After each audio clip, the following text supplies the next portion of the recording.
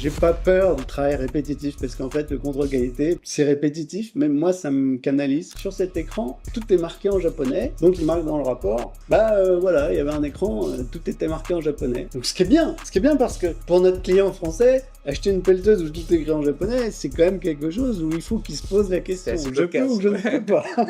Les Chinois s'attardent pas sur les détails. Ils s'attardent sur la fonctionnalité. Ça marche ou ça marche pas. Que ce soit esthétique ou pas avec le reste, lui, il en a rien à faire. C'est pas son problème. Son problème, c'est que ce soit fonctionnel. Point. J'ai envie de dire au client, t'as déjà travaillé en usine. Tu sais comment marche une entreprise, tu sais comment marche une machine-outil. Il y a un moment, ton niveau d'exigence, là, il est pour ce prix-là, quoi. Il est pas pour le prix que t'as demandé. À chaque fois, c'est une bagarre. Il faut parler, il faut communiquer, toujours mettre en évidence. Mais vous, finalement, mettez-vous un peu à la place du consommateur qui va acheter. Si je vous présente le truc comme ça, est-ce que vous allez l'acheter finalement ?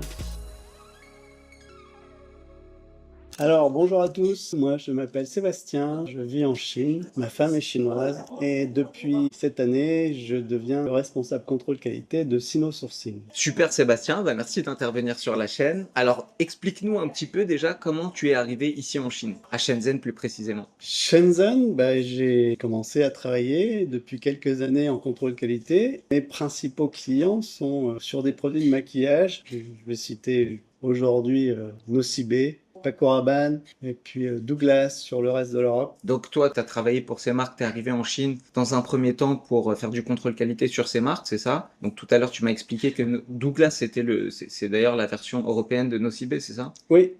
Ok. C'est exactement les mêmes produits.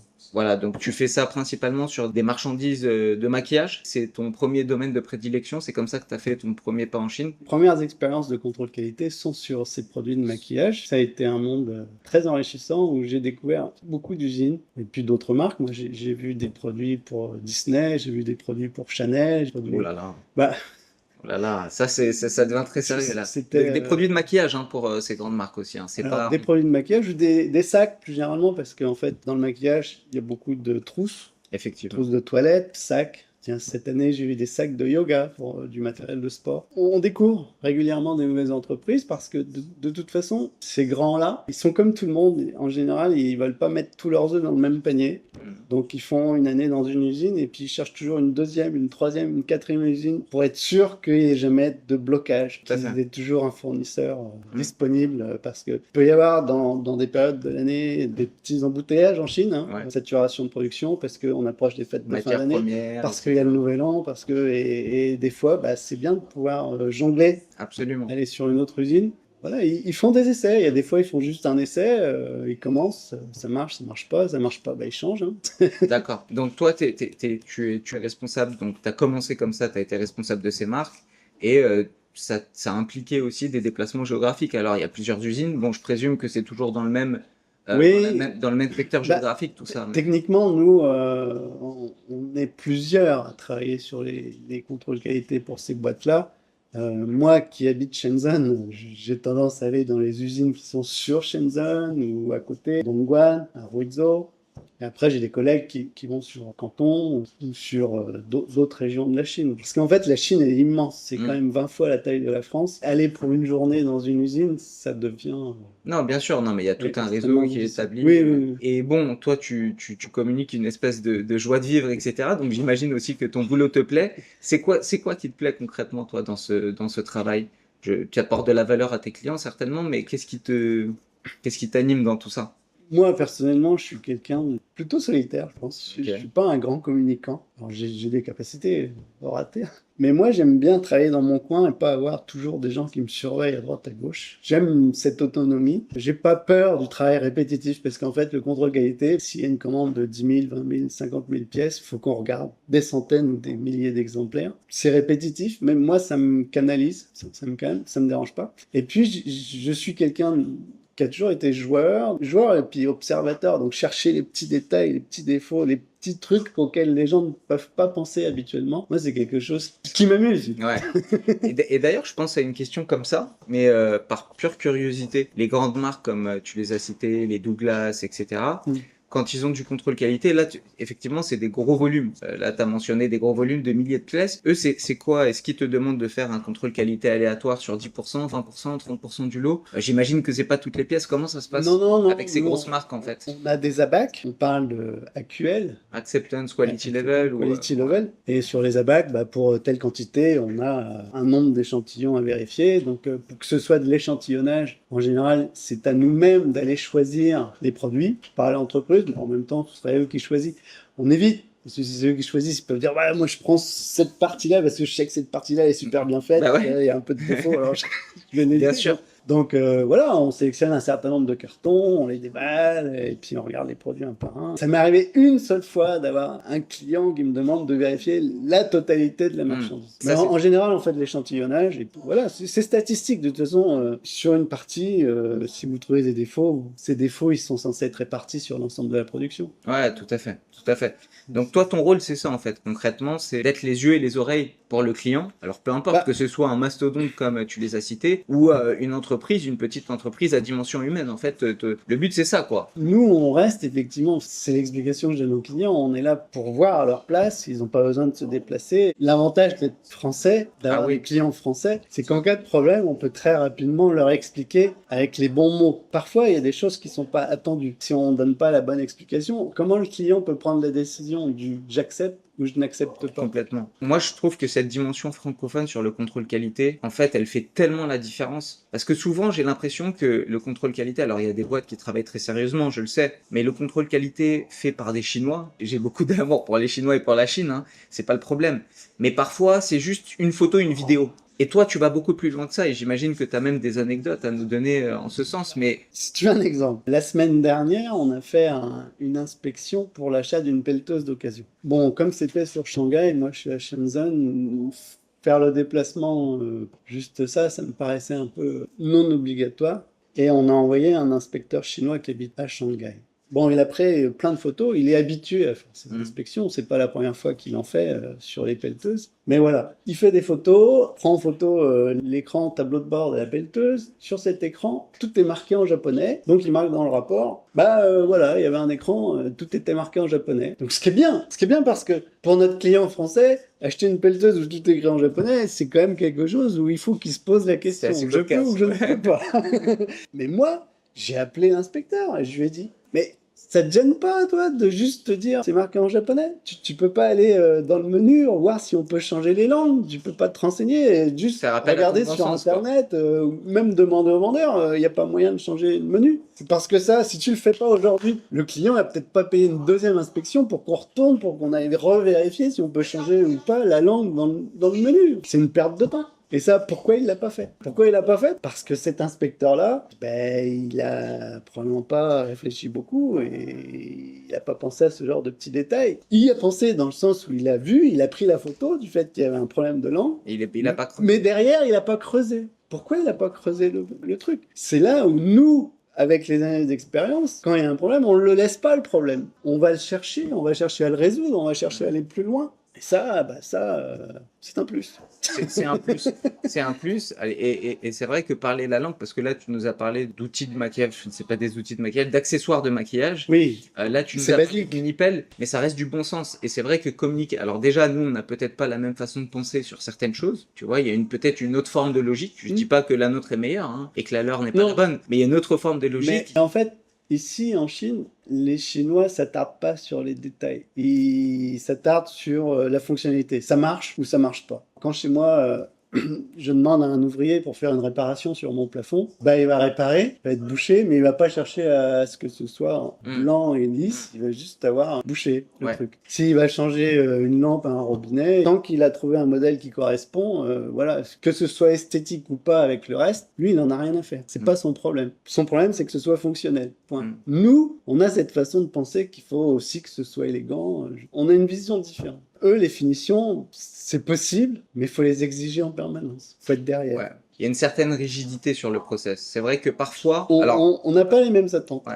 Et justement, pour continuer dans cette logique de différence culturelle, c'est quand même important, il y a deux mondes là qui se rencontrent et il y a des choses qui sont pas évidentes. Comment toi, tu arrives à transmettre des standards de qualité à des fabricants chinois et des standards de qualité occidentaux à des fabricants chinois, en fait. Sachant qu'il y a un certain décalage, comme tu viens de le dire, justement. À chaque fois, c'est une bagarre, en fait. C'est une bagarre. Il faut parler, il faut communiquer, et puis leur mettre en évidence. Toujours mettre en évidence. Mais vous, finalement, c'est leur expliquer, mettez-vous à la place du client. Mettez-vous un peu à la place du consommateur qui va acheter. Si je vous présente le truc comme ça, est-ce que vous allez l'acheter finalement? Et souvent, ils finissent par se dire, ah oui, c'est vrai, c'est gênant. Et ils font les corrections qu'on leur demande de faire. Moi, si tu veux parler de différences culturelles, j'y ai gagné beaucoup en apprenant le chinois, en fait. L'apprentissage de la langue t'apprend beaucoup Énorme. sur la façon de Moi, penser. je suis entièrement d'accord. Où il y a beaucoup de choses qui sont inversées dans la langue et puis aussi dans la culture. Si les couleurs, là, ça vient en blanc parce qu'on a le sentiment que c'est propre. Mais chez les Chinois, le blanc, c'est utilisé pour les enterrements. En fait, il y a quelque chose d'un peu négatif dans l'utilisation de cette couleur. C'est un exemple. Non, mais je suis d'accord. Qui fait que c'est un gros plus pour un Français de parler chinois et de connaître la culture chinoise. Parce que ça permet de se rendre compte qu'à chaque fois, eux pensent différemment. Et quand on a un client qui demande « Est-ce que vous pouvez me faire ça ?» Souvent, l'usine chinoise va dire « Oui, pas de problème, aucun souci, on fait, on est d'accord. » Mais quand ils disent « oui », déjà, c'est parce qu'ils n'aiment pas dire non. C'est vrai. Perte de face. La perte de face. Et ensuite, c'est parce que souvent, ils le pensent vraiment. Mais comme ils n'ont pas la même façon de penser, ils n'ont pas compris la même chose. Bah derrière, quand on fait nos inspections, on se rend compte qu'il y a un malentendu, qu'il y a quelque chose qui s'est pas passé correctement, parce que on pensait qu'ils avaient compris, parce qu'ils nous ont répondu oui, mais il y avait une mauvaise interprétation. Qui n'est pas de la méchanceté, qui vient juste que leur façon de voir les choses sont différentes. C'est deux mondes qui se comprennent mal, et toi, tu fais le pont entre ces deux mondes. Non, nous c'est ce qui fait que quand on vient, on se rend compte qu'il y a des problèmes. Et les problèmes, ils sont pas inhérents, ils sont souvent des problèmes de communication. Problèmes de communication, moi je t'en parle parce que souvent, un Français qui va travailler avec un Chinois, il va utiliser l'anglais, parce que c'est la langue passerelle. Hein. Oui. Mais bon, le Français n'a pas une excellente maîtrise de l'anglais, et le Chinois n'a pas non plus une excellente maîtrise de l'anglais. Alors, un petit peu de décalage d'un côté, un petit peu de décalage de l'autre côté, et puis, eh ben, on se rend compte que sur le produit final, on est loin des attentes. Il y a eu quelque chose qui a biaisé. Et donc, être sur place, parler chinois, comprendre pourquoi il y a eu un biais, déjà, l'entreprise chinoise, elle est contente d'avoir un intermédiaire qui règle le problème. Parce que c'est pas la peine de se fâcher alors que c'est juste une incompréhension de base. C'est pas de la mauvaise volonté et les engueuler parce qu'il y a un problème, c'est pas une solution. Ouais, je suis d'accord. Non, faut pas les froisser, faut pas leur faire perdre la face, c'est très important. Non. Mais le fait qu'ils sachent que tu es là aussi, tu vois, moi je pense que c'est dissuasif, tu vois. Un Chinois, quand il sait qu'il a un contrôle qualité, comme tu disais tout à l'heure, parfois, bon voilà, ce lot, il a un petit défaut, allez, il n'y a pas de contrôle qualité. C'est là, on va l'envoyer à ce client, je sais pas, en Allemagne. Mais quand il sait que tu fais un contrôle qualité, que tu es là, que tu peux débarquer à tout moment, ça change la donne quand même. Alors je pense que ça aussi, ça compte. Mais ça compte que sur des usines qui n'ont pas l'habitude de travailler avec des Européens. Dès qu'ils ont l'habitude de travailler avec des Européens, ils commencent à avoir l'habitude de ces contrôles qualité, ils commencent à avoir l'habitude des normes, des règles, de beaucoup de choses, et ils les suivent. Parce qu'encore une fois, c'est rare qu'il y ait de la mauvaise foi. Oui, non, c'est pas une question de mauvaise foi. C'est pas une question de mauvaise foi. C'est une question d'incompréhension peut-être mutuelle et parfois peut-être un peu de négligence de la part de certains fournisseurs parce qu'il faut aussi bien choisir le fournisseur. Non, s'il n'y a pas que le contrôle qualité. On peut faire du contrôle qualité à 100% si le fournisseur il est mal choisi. Ce que j'ai vu et ce que je peux voir encore régulièrement, c'est dans des usines, on va faire des contrôles de produits. Là, je pense à des sacs, même les pinceaux, mais il y a une maladie du client français et du client européen qui veut toujours moins cher. Ces dernières années, les salaires ont pas mal augmenté en Chine et la concurrence. Quand un Chinois a vu qu'il y a un produit qui marche, un autre dit moi aussi je me lance dedans. Donc ils sont de plus en plus les uns aux autres en concurrence. Nous on baisse les prix, eux ils veulent travailler. Donc ils finissent par accepter les prix et puis il y a un moment le prix est tellement proche de leur prix de revient qu'ils veulent plus faire d'efforts non plus. À dire, là, vous chipotez, quoi. Enfin, il y a un moment, au prix que vous me demandez, je vais pas passer 3 heures à vérifier qu'il y a un fil qui doit être coupé, machin. Et il y a un équilibre qui doit se faire. Il y a un moment où l'exigence, et je parle bien d'exigence du client français, devient trop élevée par rapport au prix qu'il Non, demande. mais le français, il veut acheter une Ferrari au prix d'une Twingo. Voilà. Et un problème à un moment. Tu veux une belle voiture, tu mets le prix. Il y a- Tu veux, il y a- t'as il y pas a- le prix, t'as la Twingo. Et arrête au bout d'un moment. Et aujourd'hui, il n'y a plus de miracle, en fait. Ouais, Il y a un c'est ça. vrai prix de marché. C'est ça. Donc on peut toujours négocier un peu. Toi, tu es un bon négociateur, je le sais. Mais faut aussi respecter les uns et les autres. Tout le monde est là pour vivre. Mais bien sûr. Non, mais ça, Et- t'as raison sur cette dimension. Et moi, il y a des fois, tu vois, le client il me demande de vérifier tel truc, en me disant ouais, il y a ça, machin, faut refiler les marchandises. J'ai envie de dire au client, exagère un peu là, tu vois. Tu as déjà travaillé en usine, enfin, tu sais comment marche une entreprise, tu sais comment marche une machine-outil.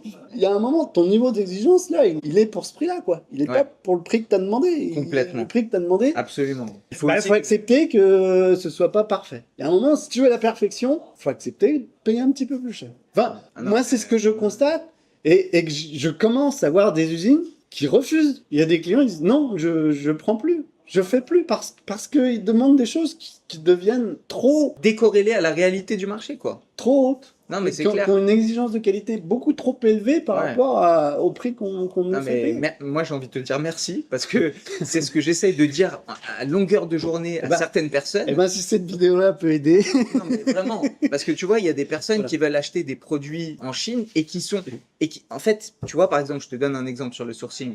Tu vas sur Alibaba, qui est une vitrine, d'accord? Parfois, tu as des fournisseurs qui aguichent avec des prix en dessous de la réalité du marché.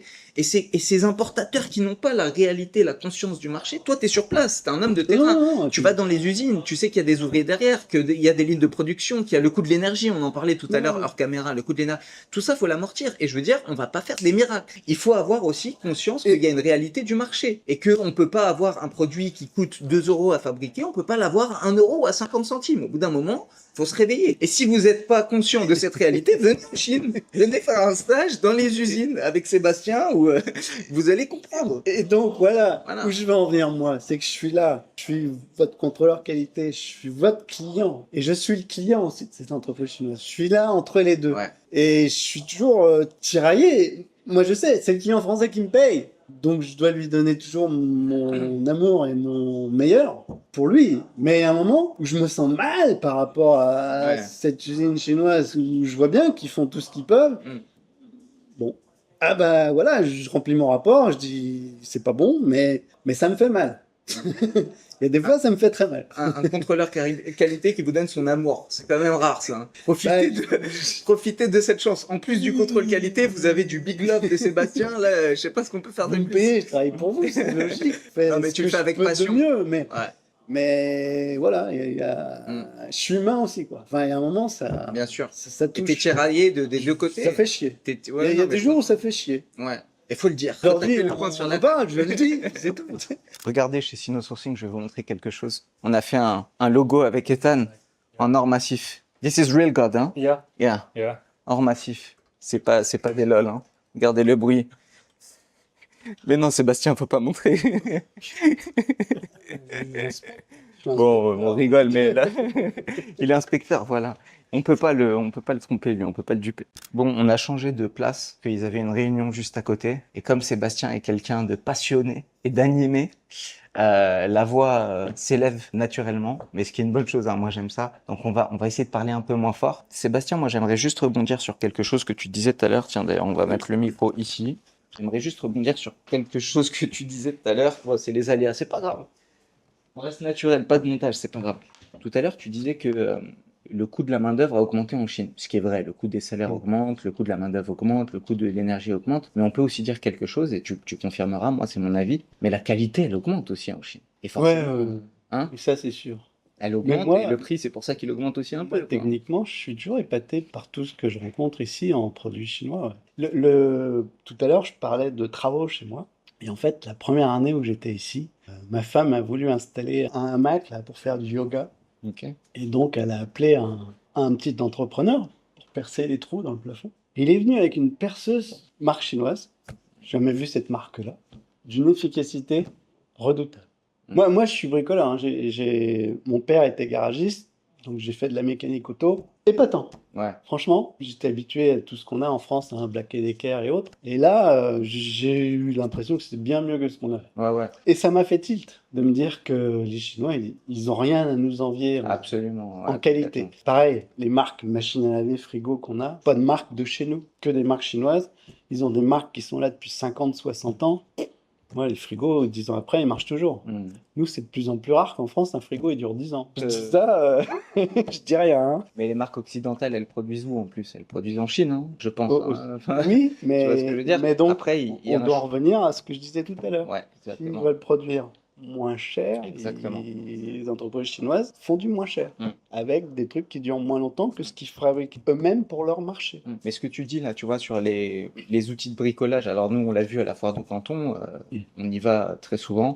Franchement, c'est incroyable ce qu'ils font aujourd'hui avec des batteries en lithium, etc. C'est d'une qualité incroyable. Mais c'est dans tous les domaines, c'est ça qui est fascinant. Par exemple, là, on est en train de filmer avec le DJI qui est fait à Shenzhen. D'ailleurs, l'entreprise est là, à quelques kilomètres. Les iPhones, c'est fait en Chine. Les Samsung, c'est fait en Chine. Les voitures. Attends, là, on a vu Jean-Paul l'autre jour. C'était quoi? C'est Aito, ça marque, c'est ça? Aito, A-I-T-O, tu vois, c'est le... Huawei, merci. Ah, Attends, mais même l'autre jour, tu vois, j'ai pas pris le train, j'ai fait Guangzhou-Shenzhen en taxi, tu sais, sur Didi, t'as l'option un peu berline. C'est une BYD, mais version berline qui est venue me chercher. Oui. J'étais choqué. Mais BYD à Shenzhen, c'était donc quand je suis arrivé, il y a eu les premiers taxis électriques. Ouais. Et ces taxis électriques, bah ouais, la première année, il y avait plein qui tombaient un petit peu en panne, des vibrations à l'intérieur parce que les finitions n'étaient pas terribles. Sauf que les générations d'après, ça a évolué. Aujourd'hui, quand tu prends un taxi électrique BYD, alors c'est t'as vraiment différentes gammes, mais la berline que j'ai pris l'autre jour, moi, j'ai dit, c'est la finition allemande, quoi. Et comme tu le dis aujourd'hui, ils ont rien à envier. J'avais un pote qui était un Français qui était ingénieur BMW. Il est venu travailler chez BYD. Ah ah, ouais. Et donc, à l'époque, au début qu'il faisait ses voitures électriques, il disait ici, c'est de la merde, ça n'a rien à voir. Si tu achètes une BMW en France, puis si tu achètes une BMW en Chine, c'est pas les mêmes finitions, ça tombera en panne bien avant. Sauf que ça, c'était il y a des années. Non, maintenant. Ouais, il dit ça avec un iPhone dans la poche. Moi, ça me fait rire, les gens qui critiquent la Chine, tu vois. Non. Maintenant, la Avec une Apple qualité, Watch, la qualité des voitures d'aujourd'hui fabriquées en Chine chinoise, c'est largement équivalent à nos voitures. Ouais. Ils ont T'as la vraiment, U9 aussi, t'as ils vu, ont d'ailleurs. vraiment monté en niveau. C'est facile à expliquer, puisque de toute façon, ils ont embauché tous les ingénieurs, tous les designers de chez Volvo, de chez Peugeot. Ouais. Ils sont venus travailler ici. Mm. Donc, en fait, ce qui était vrai il y a 10 ans, c'est faux. C'est ce que je dis, il y a un décalage, je le répète à chaque fois, mais il y a tellement un décalage entre la vision qu'on a de la Chine quand on ne connaît pas la Chine et la réalité du terrain ici. Enfin, je veux dire, ils vivent à des années-lumière pour moi. Quand tu retournes en France, toi, t'es de 3, c'est ça? Oui. Bon, là, tu fais Shenzhen 3, le décalage. Tu vois, le coup de cafard, quand t'arrives, faut l'assumer, tu sais. pareil. Ah non, c'est pas Après, pareil. là, on retrouve la douceur de vivre et la tranquillité. Et ici, il y a un rythme. Hein. Il faut suivre le rythme. C'est ça, ouais. Vas-y, tu voulais me parler d'une anecdote? Et ben une autre anecdote, celle-là va être pour parler du contrôle qualité dans son ensemble. J'ai l'année dernière fait un contrôle qualité sur un Vanity. Je peux pas ressortir la marque, mais ça allait partir pour les Tu peux États-Unis. préciser un Vanity, s'il te plaît? Un Vanity, c'est une boîte avec une fermeture en haut pour ranger du maquillage à l'intérieur. Ce Vanity, j'y suis allé peut-être bien des dizaines de fois pour résoudre des problèmes, des petits problèmes. C'était entièrement encollé en fait. Un velours noir à l'intérieur, du logo doré. Globalement, moi je trouvais ça joli et plutôt bien. Ça a été expédié, après validation, j'ai validé le contrôle qualité, j'ai dit que c'était bon, il n'y avait pas vraiment de problème. Sauf que quelques mois après, le client s'est plaint. Il a refait faire un contrôle en France et le produit était rempli de taches blanches. Donc a priori, taches d'humidité. Et ça, pour nous, c'était pas trop possible parce que tous nos Vanity étaient envoyés avec à l'intérieur, chacun avait des sachets anti-humidité pour protéger justement sur les expéditions en bateau. On s'est fait engueuler, hein. Ça fait des années qu'on travaille avec la boîte. Et moi, chez moi, j'ai regardé mes exemplaires, ils avaient rien. Ils étaient toujours noirs, nickel. Sauf que moi, alors ça, c'était des contrôles. Des échantillons que j'avais récupérés au mois de mai et au mois d'août. Mes exemplaires chez moi ont vu ces petites traces blanches apparaître. Et donc, j'y suis retourné dans cette usine. Parce que déjà, pour le client, essayer de trouver une négociation, hein, donc à refaire faire aux frais partagés entre les deux l'ensemble de toutes ces boîtes qui ont eu les problèmes de taches blanches. Et dans cette usine, donc, chercher étape par étape, tout ce qui a été fait. Et j'ai trouvé qu'en fait, il y a à une étape, puisque tout était en collé, ils utilisaient du détachant pour retirer les traces de colle. Et ce détachant, en fait, il y a un moment, ils ont changé de marque. Et cette nouvelle marque de détachant, après séchage, fait apparaître des taches blanches. Donc en fait, on a eu une partie de la production qui était faite avec l'ancien détachant, où il n'y avait aucun problème, même après 3 mois ou 6 mois, ça n'apparaissait pas. Et toute une partie de la production où, parce qu'ils ont changé de marque de détachant, visiblement, ce détachant faisait des auréoles. Mais pas tout de suite, hein, ça mettait du temps à apparaître, mais ça apparaissait. Ça rejoint ce que je disais tout à l'heure, quand on parle de contrôle qualité, on parle d'inspection. Et là, tu inspectes vraiment, c'est réaliser une enquête, c'est plus que faire une photo, une vidéo. Ce que je veux dire surtout, c'est chercher l'info. C'est que malgré mon inspection, où j'ai passé des heures et des heures, sur tout le mois d'avril, tout le mois de mai, à vérifier les produits régulièrement, tout le long de la production, parce que là, c'était une belle quantité, c'était 90 000 exemplaires. J'ai jamais trouvé ce problème. Et ce problème, il est apparu avec le temps. Donc j'ai beau avoir fait le contrôle qualité, oui, il y a eu un défaut, oui, il y a eu un problème, j'ai culpabilisé longtemps, jusqu'à comprendre que comment résoudre quoi ce problème. On aurait pu faire, tous les inspecteurs du monde auraient pu venir faire les inspections sans jamais trouver le problème. Et il faut pas non plus, quand il y a un problème, dire que c'est de notre faute. C'est possible, on n'est pas infaillible, mais il peut y avoir des choses qui sont impossibles à prévoir quoi. Et il faut pas accuser parce que c'est une entreprise chinoise qui a eu un problème. Ça aurait pu arriver dans une entreprise française pour les mêmes raisons, parce qu'il y a des réactions, il y a des choses qui nous échappent. Alors, maintenant on le sait, alors bon, je pense pas que le client ait envie de recommander ce produit parce qu'il en a bavé. Et d'ailleurs, quand c'est comme ça, petite question, je te coupe, mais quand c'est comme ça, ton client, est-ce qu'il a négocié des mesures de compensation? Est-ce que le contrôle qualité, il intervient après le règlement de la compte, en général qui est de 30%, avant de verser le solde? Comment ça se passe au niveau du paiement, tu sais, pour ces cas de figure-là? Il avait déjà tout payé, lui? Je sais pas. Tu sais pas, ok. Non. Moi, sur les paiements, j'ai pas... Bon, ça, j'ai pas eu l'information. Ouais. C'est juste qu'ils ont renégocié à refabriquer une quantité correspondant à peu près au nombre de produits défectueux. Pour négocier ce genre de choses, en général, on fait signer des documents. Hein. Donc, je vais pas vous en parler aujourd'hui, j'en ai déjà parlé dans d'autres vidéos, mais c'est des documents qui garantissent des mesures de compensation dans ce genre de situation. Mais c'est pas juste un message, parce que il n'y a pas de levier de pression et de négociation après. Hein, et c'est aussi du rôle de l'importateur de comprendre aussi un peu comment fonctionne tout ça, de prévoir ce genre d'aléas et de se sécuriser finalement, de sécuriser ses paiements. Hein. Enfin, je veux dire. Il n'y a pas que le contrôle qualité. Ça, c'est quelque chose que moi, je ne maîtrise pas. Voilà, Sébastien, c'est contrôle qualité. Nous, on gère un process dans son ensemble. Et c'est ce qu'on vous montre aussi sur la chaîne YouTube. Mais on ne peut pas rentrer dans tous les détails. Mais c'est vrai que il y a une certaine méthodologie, il y a une chronologie à respecter. Le contrôle qualité intervient dans tout ce process. Il faut trouver le bon fournisseur, il faut auditer le fournisseur. D'ailleurs, l'audit fait partie du contrôle qualité. C'est avant de produire, vérifier la fiabilité d'un fournisseur. Ça aussi fait partie du sourcing, du contrôle qualité. Tout ça, c'est lié. C'est un univers, en fait, qui s'entremêle. Auditer un fournisseur, réaliser une enquête avant de choisir de travailler avec lui, ensuite lancer la production, ensuite réaliser un contrôle qualité pendant la production, réaliser un contrôle qualité, le PSI, c'est le Pre-Shipment Inspection, donc avant de régler le sol, et puis après la logistique, enfin, c'est un ensemble de choses, quoi. C'est pas juste un contrôle qualité, il faut maîtriser un ensemble du process, et toi, t'es une pièce maîtresse quand même dans tout ce process, quoi. Je te parle d'un autre truc que je vois régulièrement. Que les Français peuvent pas imaginer, j'imagine. Mais pourtant, c'est tout con. C'est que les Chinois, ils écrivent avec des caractères chinois. Et j'ai régulièrement des problèmes de logo à l'envers. Parce que, en fait, un ouvrier chinois, lui, les lettres, il les connaît même pas, en fait. Donc, qu'elles soient dans un sens ou dans un autre, il s'en rend pas forcément compte. L'ouvrier ne s'en rend pas compte. Le gars du bureau, lui, peut, puisque souvent, ils ont quand même des notions d'anglais, ceux-là, et peut s'en apercevoir, mais souvent, il regarde vite fait. Et moi, j'arrive et je dis, c'est pas bon.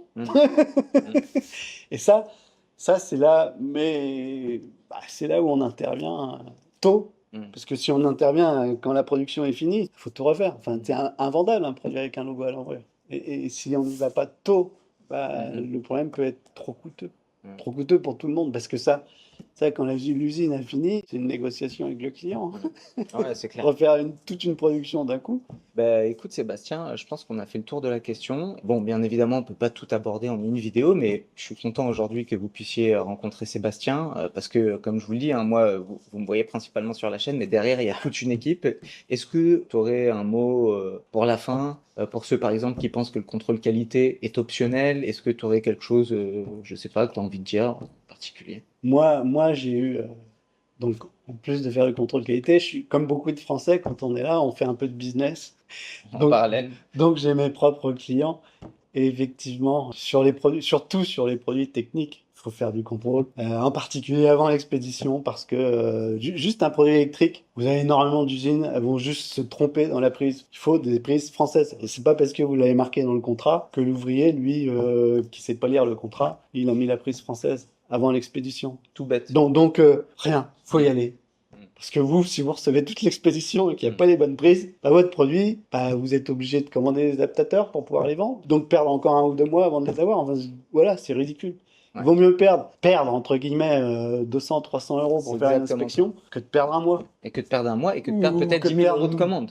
Plus. Ouais, Enfin, absolument. voilà, c'est ça. Et à un moment, c'est pas le prix, quoi. Le prix du service, c'est rien par rapport à C'est une à assurance. ce que vous pouvez éviter. Ouais, Voilà. c'est une assurance, je suis d'accord. Je dis pas que ça résout tous les problèmes, je vous l'ai dit juste avant. Mm. Mais bon, bah, ça résout 90% des malentendus.